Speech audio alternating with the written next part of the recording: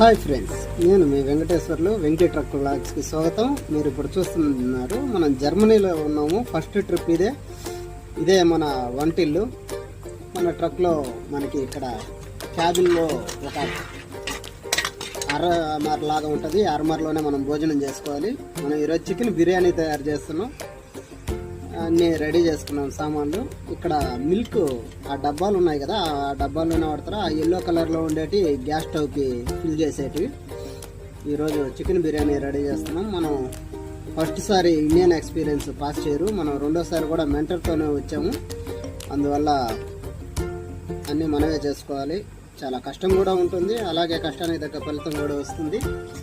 మీరు మరిన్ని ట్రక్ వీడియోల కోసం మనల్ని ఆదరిస్తారని కోరుకుంటున్నాను. ఇప్పుడు మీ Venky truck vlogs. Please subscribe and share.